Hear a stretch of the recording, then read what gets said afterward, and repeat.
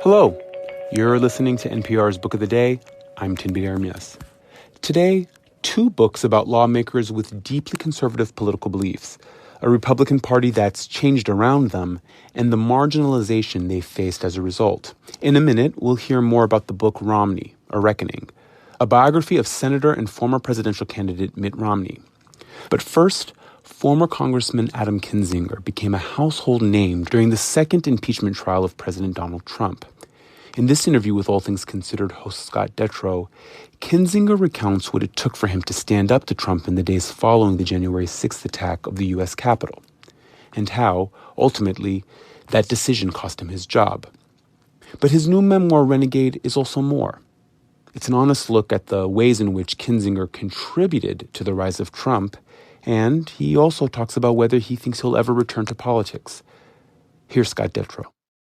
This message comes from Apple Card. Reboot your credit card with Apple Card. It gives you unlimited daily cash back that can earn 4.35% annual percentage yield when you open a savings account. A high-yield, low-effort way to grow your money with no fees. Apply for Apple Card now in the Wallet app on iPhone. Apple Card subject to credit approval. Savings is available to Apple Card owners subject to eligibility. Savings accounts by Goldman Sachs Bank USA. Member FDIC. Terms apply.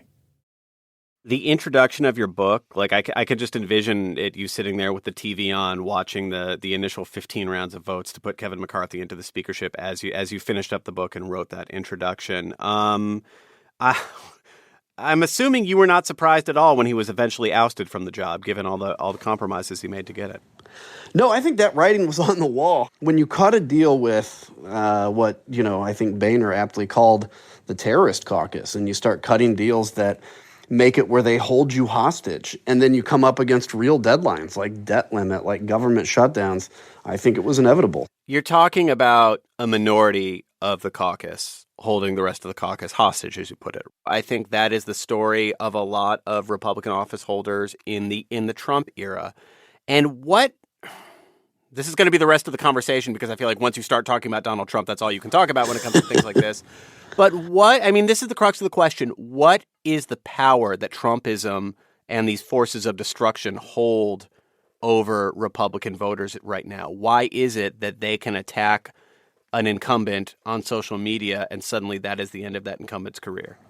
I think it's a number of things. So first off, people were fighting back against Trump a little more at the beginning, and then he kept winning. And so once he starts winning and once people start, cease opposing him, then there becomes this air of inevitability. The other thing that I think isn't discussed enough, which is extremely important, is that leadership is all about the word leading. When Donald Trump, for instance, gets indicted on a number of different felonies, people's reaction that are supportive of Trump may be to initially defend him, but then they're going to watch the Republican debates. They're going to watch what other Republicans are saying. And when every other Republican is saying this is a witch hunt, people will say, okay, well, they are reaffirming what I felt about Donald Trump. And again, the kind of question on this is, if you're a Republican member of Congress, for instance, and you speak out, you might lose your job. But if nobody speaks out, you're forcing yourself to actually do what you know in your heart is wrong. And I think that gets to one of the threads of the book that I was most interested by, because I think people would expect you to speak out about Trumpism and Trump in this book, and you do. But there are also a lot of points where you look back with some regret, with sometimes some embarrassment about different ways that you went along with not necessarily Trump, but some of the things that led to Trumpism in the Republican Party over the course of your career. Tell me how you're changing on how your thinking on that changed over time.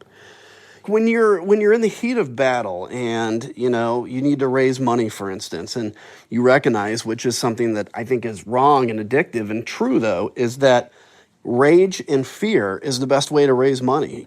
While I don't think I played as deeply and as kind of darkly as a lot of my party did, even in the early days, I was part of that. I recognize, too, that, my vote against the first impeachment was really a vote of self-preservation. Yeah. I was looking for a reason to vote against that first impeachment. I was on the fence. I found a reason, and I voted that way. And looking back, I guess I'm glad I did, only in that it allowed me to survive to the next election and fight on the January 6th side of things.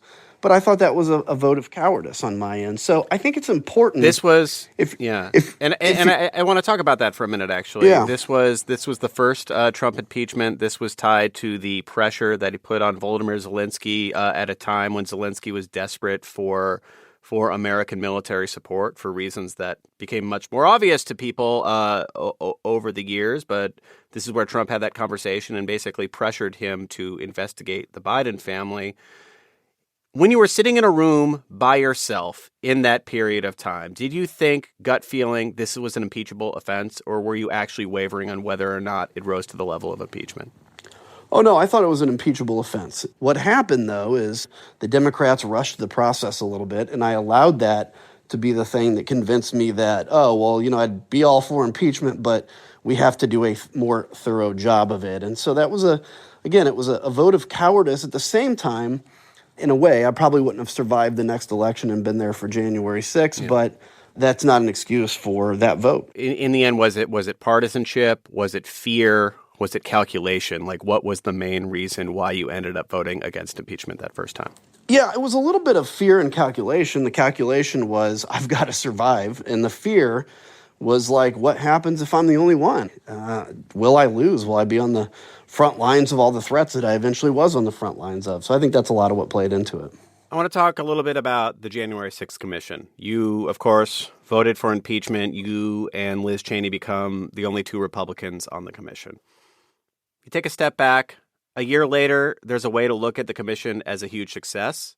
And I think there's also a way to look at it as a huge failure, right? On the success side, Trump's facing multiple criminal charges now, including 2 different cases directly tied to trying to overturn the election. On the failure side, though, he looks like he's on a path to winning the Republican presidential nomination. It looks like there is a possible chance that he returns to the White House after all of this. So I'm wondering how you think about this.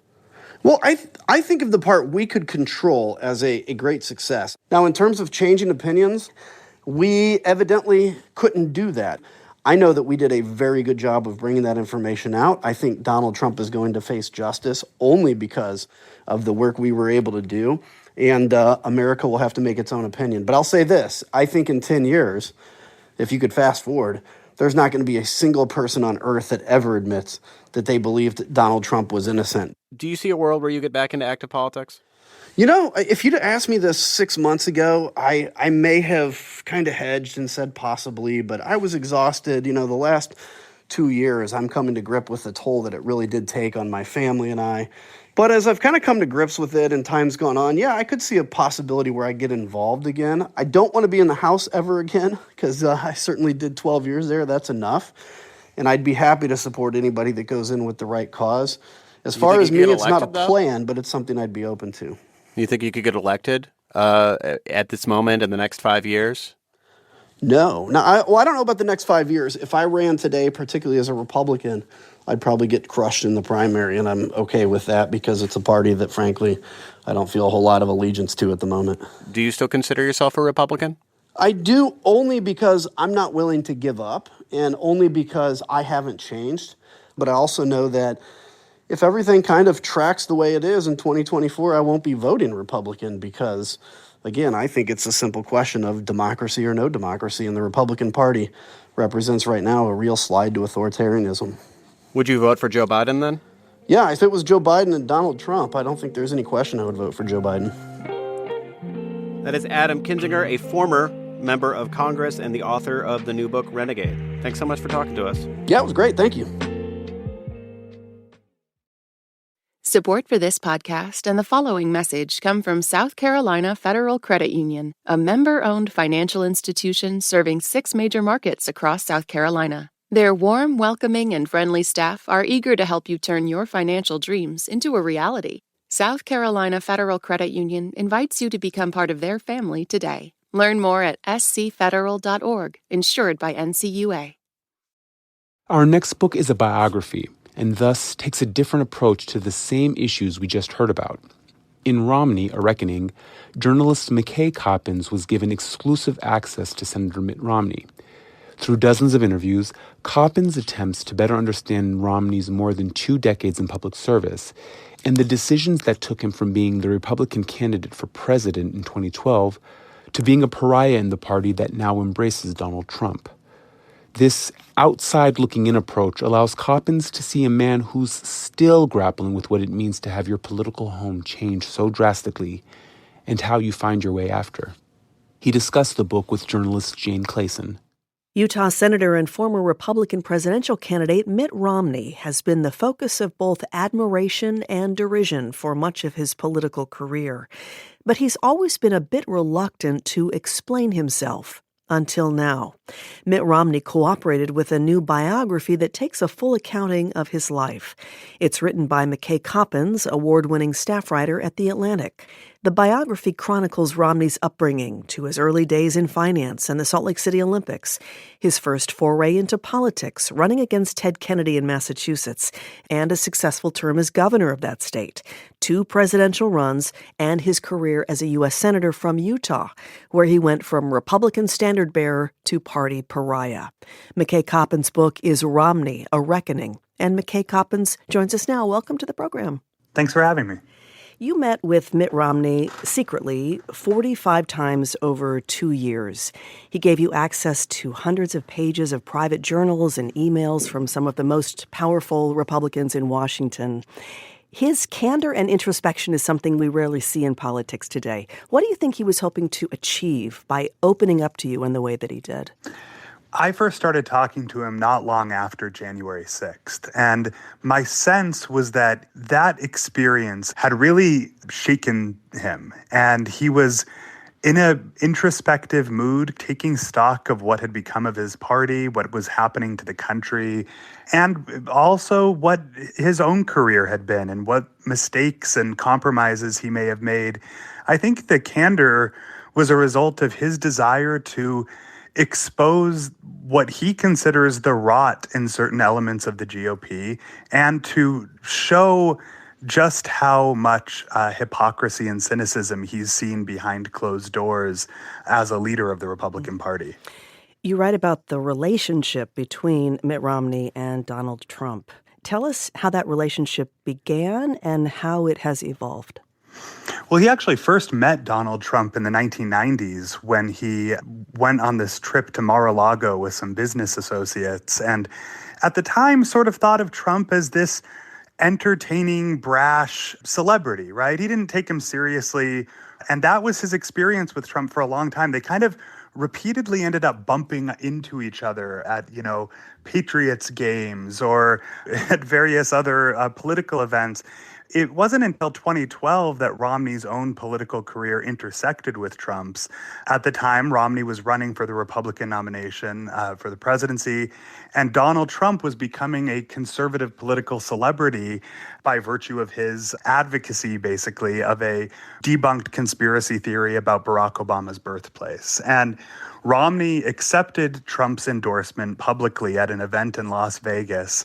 At the time, Romney tells me that he didn't really consider Trump to be a serious political figure. He was just another kind of loudmouth celebrity that both Democrats and Republicans sometimes have to cozy up to. But in retrospect, he looks back and realizes that Trump was tapping into an ugly strain in our politics, a kind of conspiratorial strain in our politics that Romney himself realizes that he missed. And since then, Romney has become increasingly outspoken against Trump in the 2016 campaign and on, because he thinks that Trump is not only a dangerous figure, he believes his kind of illiberal attitudes are dangerous for the country, but also he thinks that he doesn't embody the character of a U.S. president. And Romney's willingness to be outspoken about that has made him something of an outcast in his own party. But does he express any regrets that he indulged Donald Trump and the more toxic elements of the party along the way to his own political advantage? Yeah, it's a question that I asked him several times over the course of our 2 years of interviews, and he wrestled with this. There would be times when I felt like he was confessing some complicity in Trump's rise, and then he would sort of walk it back. I think he doesn't believe that he's the reason Donald Trump ultimately became president, but he does fess up to indulging these kind of toxic elements of his party that he just fundamentally misunderstood. I think he believed, like a lot of Republicans believed, that he could cater to far-right voters, win their votes, but still remain in charge of the party. And what happened in 2016 was that those elements of the party kind of took over, and now Mitt Romney is the one on the outside. You write that, and you mentioned here, that something snapped in Romney after January 6th. In fact, he had received a warning about potential violence at the Capitol in the days leading up to January 6th. And he was so concerned that he texted Senate Majority Leader Mitch McConnell to express those concerns, didn't he? He did. He actually laid out sort of the worst case scenario of what might happen on January 6th, including the fact that there had been calls among some right-wing extremists to burn down Mitch McConnell's home, to smuggle guns into D.C., and he said to storm the Capitol. He showed me this text message. This was on January 2nd.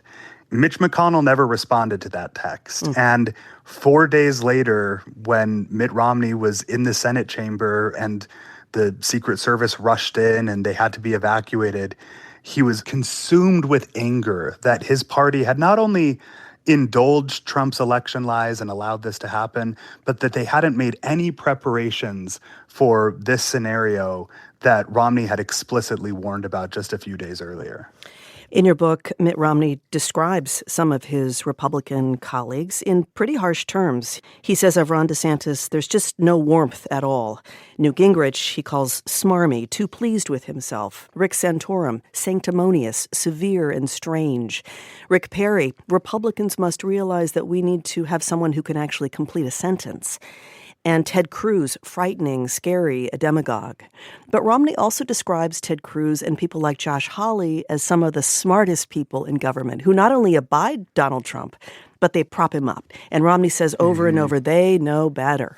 And that's really, I think, the hardest thing for him right now, is that he believes that people like Ted Cruz and Josh Hawley are much too smart to believe, for example, the election lie, the 2020 election was stolen, to believe some of the things that they say in defense of Donald Trump.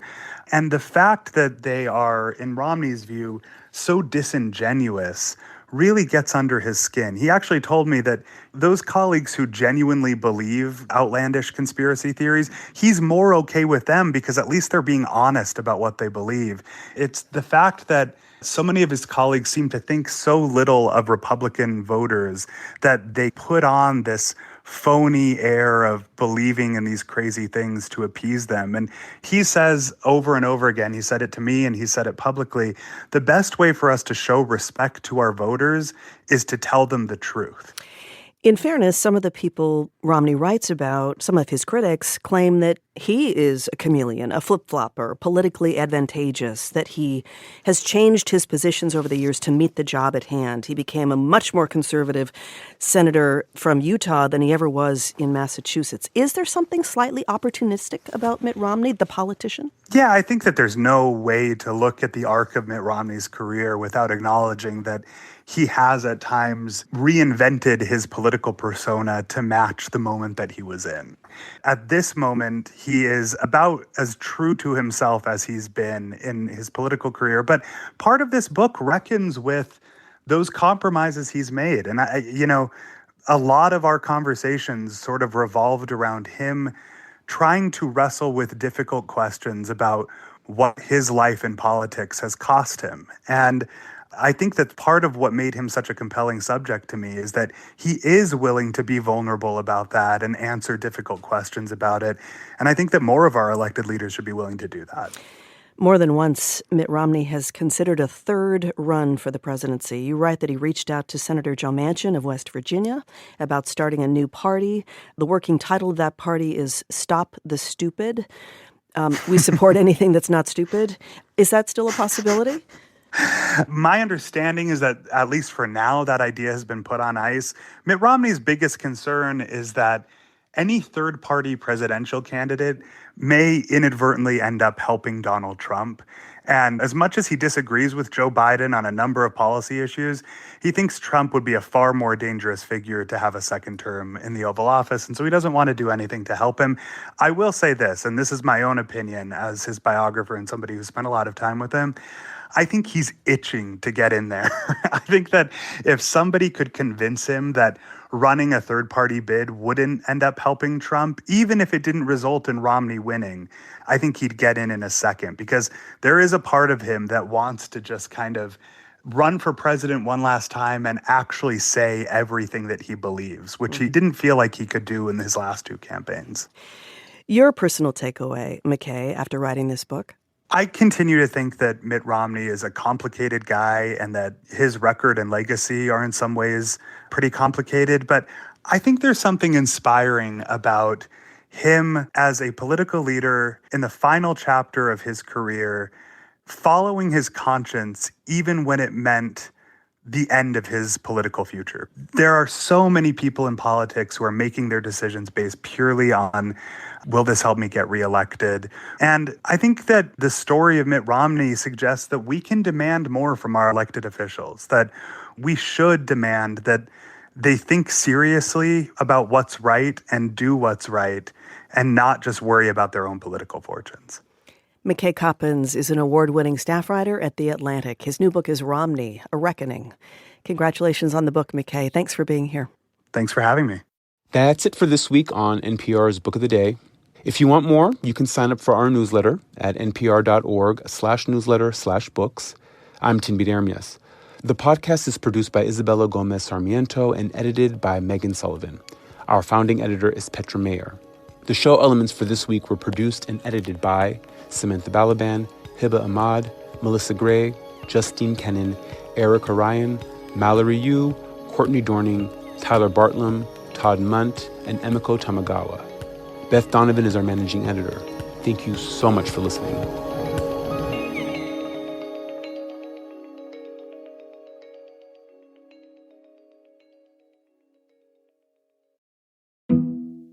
The news can be disorienting, and it can be really hard to remember how we got here. That's why we started the Throughline podcast. Every week, we take you on a cinematic trip into the past to better understand the present.